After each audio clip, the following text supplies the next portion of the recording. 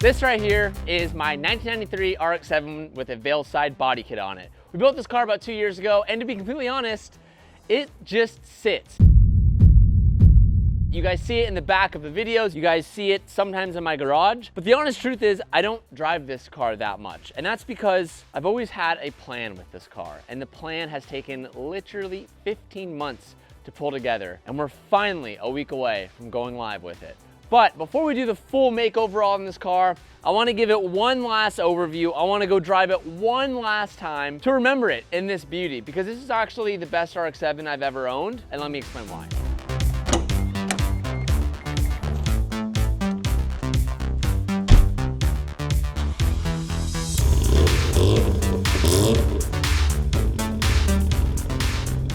These Mazdas were made in the early 90s, which means a lot of it was developed in the late 80s, which means they're kind of pieces of junk. The interiors are usually pretty bad. You typically don't have a 13B survive too long if it's been through multiple different owners. And this RX-7 I bought from Top Rank. It was previously wide-bodied, and the owner before me did an amazing job with keeping this thing like proper. The interior is one of the best RX-7's interiors that I've ever seen. All the plastics are in order, nothing is creaking, nothing is rattling, all the door cards are sound, and compared to my white FD, as you guys know, it's been quite the opposite story when it comes to that car, but this one's actually super sound and solid. And since I've had it and we've done the Veilside, I've enjoyed the few different times I've taken it out just because the radio works, the AC blows cold, and everything is solid. That to me has made this car very valuable, and I know that potentially a lot of that is about to change. All we've done on it is thrown a catback exhaust and a downpipe. Other than that,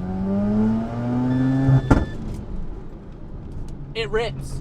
It's healthy, it revs out, it doesn't skip a beat. Now the car is still relatively slow. It's not a fast car in any way, shape, or form, but I wanted to make this video to kind of document this car in its last life form, and this is the end of a chapter. What we're about to do is dramatically gonna change everything about this car, and I don't wanna tell you exactly what it is quite yet, but I asked on Instagram, what do you guys think it could be? And I'm gonna read off some of your guys' answers. The most common thing that you guys think is coming for this car, very funny, is new owner. Because this car is British Racing Green, a lot of you guys think that I'm gonna go ahead and sell it, which is not true.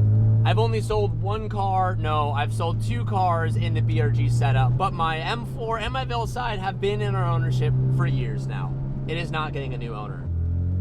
All right, let's do a little victory pull here. First gear. Little slow. Almost at 60 miles an hour. All right, now we're at 60. And I'm just matted right now. Still matted, third gear. It's just really slow. But it's fun though. It has the pep, and it also has a nice cool little fuel cutoff where you hit limiter and it backfires and does flames. It does all those good things. Nice. But what I will tell you is what we are about to do to this car is something we've never done on this channel, and I've never had a car be in the quadruplet horsepower number. Well, that's about to change. When we built this car, I always had the envision to do what we're going to do to this car, and it's just taken such a long time to make it happen. And I knew that when I did what we're about to do, I really want to be able to do it in-house and not have to outsource this, because I've done stuff like that in the past, and you guys have made it pretty clear that if we're outsourcing work like this, it's just not as enjoyable to watch, which I completely understand. So I didn't want to do it until we had the facility and resources to do it. And boys, we're finally there. All right, you guys, it is that time of the week to figure out what we want to do for our Underdog Fantasy picks. If you guys don't know what Underdog Fantasy is, let me fill you in. Underdog Fantasy is the absolute best place to make some money when it comes to sports. All you have to do is participate in the pick'em game, and you just have to pick whether your favorite player is gonna have a higher or lower stat based on their projections. You can win up to 1,000 times your money just making some simple decisions on whether your favorite player is gonna be higher or lower on things like touchdowns, receiving yards, passes, but it isn't just for football. It's with all sports, even like baseball. On the Padres and Dodgers blowout, I did a full 6-pick bet. and I won it, and I made $193. Underdog is available in 30 plus states, including California, Texas, and Florida. And here are my picks for this upcoming Sunday. For those that wanna make some free ched, you can go ahead and follow my picks. I have Josh Allen throwing higher than 228. I have Kyle Murray throwing lower than 230, and Prescott throwing lower than 260. Just know if you make this bet with me, you may end up losing, but that's what I'm going for. And right now, Underdog is doing a freebie pick on Joe Burrows. All he has to do is get 1 yard. It's essentially a gimme, it's a freebie. It's gonna happen, and you guys can get that with this week's promo. Underdog Fantasy is the place to play, and if you guys use promo code HUNT, you can get up to $1,000 in bonus cash and a free pick. Click the links down below. Thank you so much, Underdog, for sponsoring today's video, and now let's get back to it. This is the end of this chapter for the RX-7. Say, not goodbye, but be ready to say hello to what we have coming for it. I'm hyped. I'm so excited that I'm even just making this video saying that something is finally coming for this car. And hopefully it doesn't kill us. And as you can see behind us, we're putting on some more modifications for the giveaway BRZ. I told you guys we'd get 400 horsepower, and that's what we're gearing up for. We're about to install the flex fuel and all the E85 and all those components and bits, which is coming in a later video, but this is our giveaway car, and there's 3 weeks left to enter. We added a whole bunch of new items. We have the Monte Carlo stuff. If you're a fan of RX-7s, we have the Seeing Double RX-7 with the Veilside in it. And we've added a whole bunch of new things, but one thing I'm super stoked on are these mechanics shirts. I'm a mechanic. This is a shirt. They have all of our sponsors on it. We have McGuire's, we have Nitto, Valvoline, NOS Energy. This is something that we're gonna be wearing when we go to all of our races over the weekends and stuff, but it's a cool new item that is actually a Dickies blank, and it's super rad, and those are on the site. There's not too many of them, so I don't know how many are actually left, but super hyped on that. There's tons of options, and every $1 you spend will get you 1 entry towards winning the BRZ, so the link's down below if you guys wanna check it out. So we have a competition this weekend, and this weekend's competition is a little bit special, and let me tell you why. This is going to be round 3 of Drift League. It is a 3-round series that is a Pro-Am event, which essentially means that whoever wins first place after all the 3 rounds, after all your scores are combined, wins a Formula D license. So you can have the option to go and drive FD next year. To drive professionally in FD, you need to rank through any of these Pro-Am series that give a license. And we have round 3 this weekend on Saturday. We are currently 2nd in points. We are behind a driver. His name is Carson. He is a very talented driver, and there is an opportunity for us to get first place this event. And if we get first place, we might get just enough points to win the overall championship and get first place. A little bit of nerves are stacking up here. Not because we are trying to go into Formula D. A lot of people ask that question, do you want to go drive FD? You know, that's a different question for a different video, but I don't have really any plans to go and drive FD, even if I win this license this weekend. But it is a very nerve-wracking thing just to be like, ooh, I could finally get it after like 6 years of driving. With all that being said, we have a few fixes that we need to make to Selena. On our last Grid Life event, we were at Laguna Seca. We actually ran into an issue with this car. The first, I guess, quote-unquote issue we've ever had that has deemed this car to not be able to drive. Now, I'm gonna briefly walk you through this. But essentially, when this car went to Drift HQ, they rebuilt like pretty much the whole entire car. We upgraded the engine, we upgraded the cooling system. We did a bunch of changes. If you want more on that, you can go back and find the videos. We noticed at Laguna Seca, we were getting the car to overheat. And one thing we've been very, very proud of this car is that it has insane cooling properties. We've never been able to get this car to overheat. But all the driving we've been doing is in competition driving, where you're doing a 40-second run, you shut it down, cool it off for a second, do another 40-second run, shut it down, cool a second. Where when we were at Laguna, it's just an open track. We're doing 5th gear, 4th gear, red line for like a matter of over a minute and a half, and I started to get crazy overheating. Like we got like 250 temp coolant, which is not like too dangerously high, but it's like, hey, shut it down. If we get the cooling system too hot, we're gonna get the block too hot, and then we're gonna run into, you know, rings and pistons failing, and we don't want that. So what Dylan and Ian were able to discover is that the water pump was actually plumbed backwards. So essentially the water that is supposed to go forward and the water that is supposed to come back was swapped, and they were reverse order. We've never had an issue with this car yet. That's just because we never got the car too hot. But once the car really needed to do its job and cool down, because it was plumbed backwards, we ran into that issue. No fault on Drift HQ. They did a whole bunch of things and didn't cost us anything. We had the guys to be able to manage it, and you know, this is no disrespect to Drift HQ. They're building another one of my cars. I love Drift HQ, but it's a problem that we need to address and we need to fix. So we have all the lines that we need to remake. Everything is sourced, and Dylan and I are going to do this today because we need to get this car ready in 2 days. It should be able to get done today. It shouldn't be that big of a deal. So we have new dash 16 line. We have all the fittings necessary.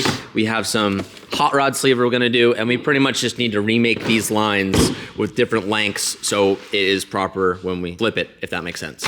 Let's get into it. We also are dealing with some of our coolant lines for the turbo, getting a little too hot and burning, so we're gonna be making new lines today too. So we have a new 90 for the feed, the new 90 for the return, and we're gonna be adding new lines from the bottom of our port here and the back of our bleeder system.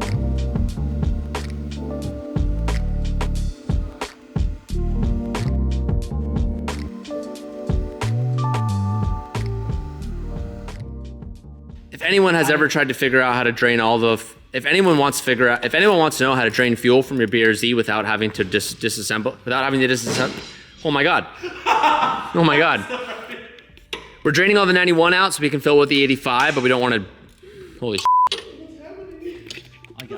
say a fun fact, like a fun fact. A fun fact? What do you mean, be like fun fact. If you're trying to drain the fuel from your BRZ, here's how to do it. I don't know how to do it. I don't know how to do it. I'm trying to figure it out right now. Because we're switching to flex fuel on this car, we need to tune this car on E85, and it is currently filled with 91. You're all gonna see this in the end of the video, but we're about to drain this, and if you guys ever wanna know how to drain fuel out of your BRZ, Cal, what do you have to do? Currently, I have the first half. You have to take off the fuel lines and find which one is the fuel feed. How do you do that? It's a coin toss. You pull off a hose and you stick another hose on it and you go ignition on, and when you do that, it'll spit out some fuel, and if you got the right one, it won't be on the floor. Give me a show, Cal. Oh, what a stream. It doesn't stay on though, yeah? So now the second half is I need to figure out how to turn on the fuel pump. Can you do that on a stock ECU?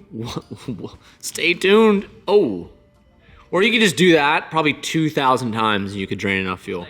We're not gonna do that. In the background, you guys have also seen the Evo 5 just chilling on the lift for the last like month, and I'm happy to say that for the last week and a half, actually I shouldn't even be showing that. We are working on this and we're gonna be releasing an episode that's probably 30 to 40 minutes long. That's the whole entire build in one shot. So we haven't uploaded too much this month, but that's because we've been like filming a bunch because the episode that we did with Kevin's 997, we built out in the whole episode, and the video did really well. You guys seem to really enjoy that. So we're working hard to make videos that you guys enjoy watching, and doing this whole Evo, rather than doing it in 5 videos, just doing it all in one is something that I decided to do. So a lot's been happening with that car, so just stay tight.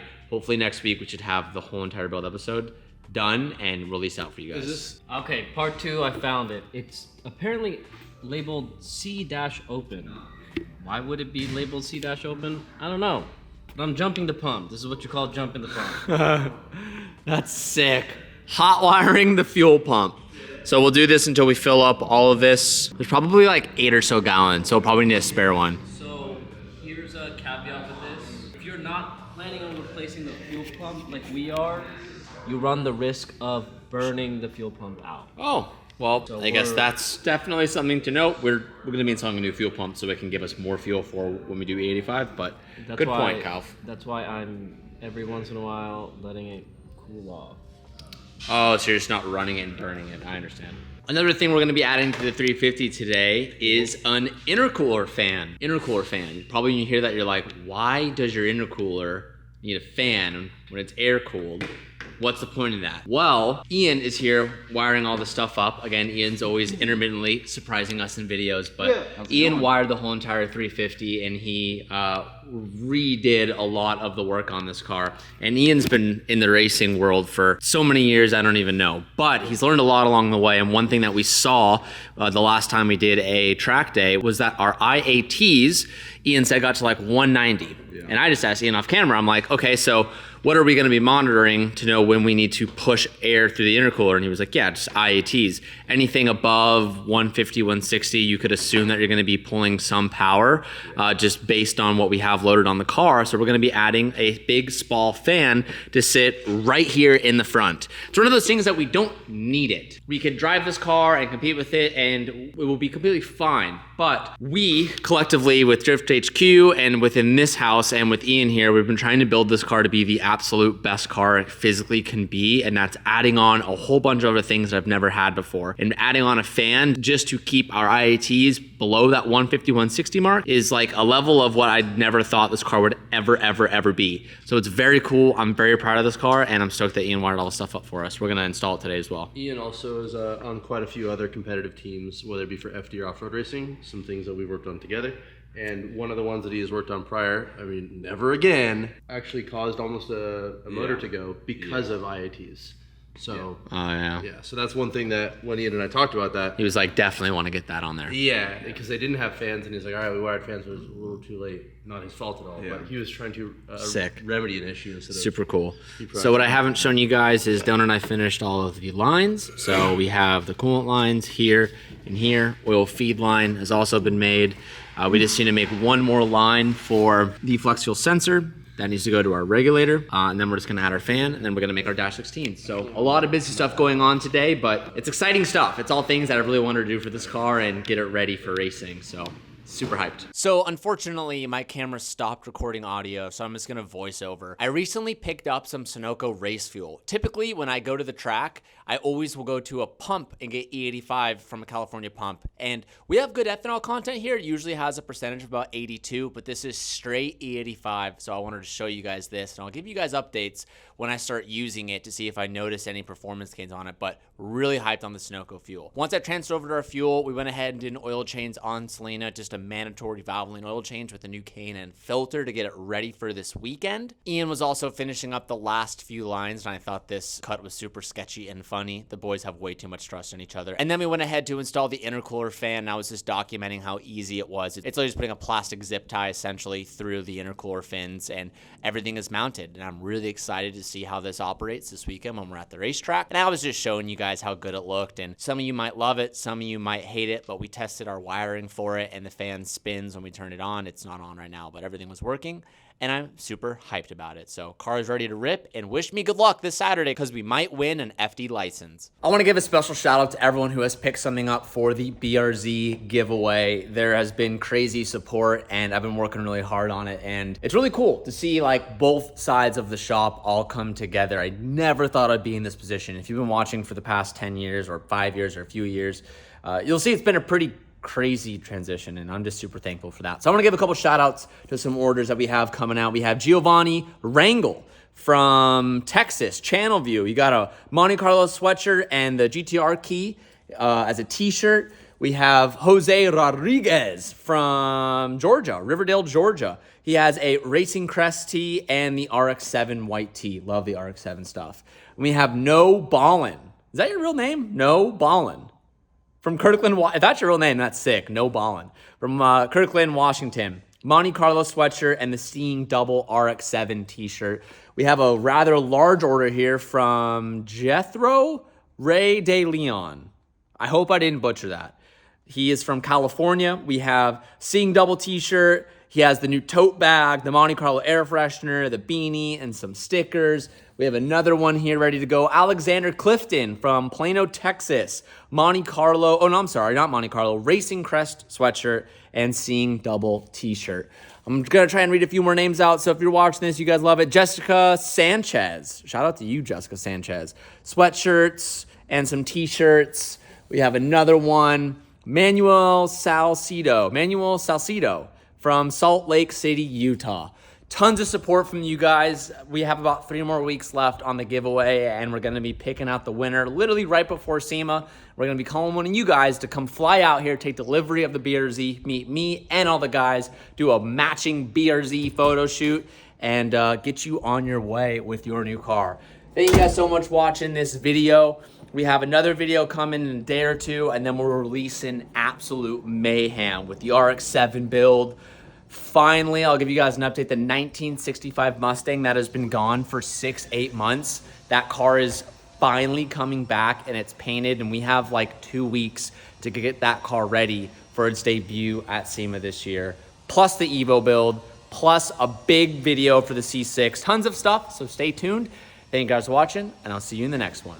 Peace out, and keep moving forward.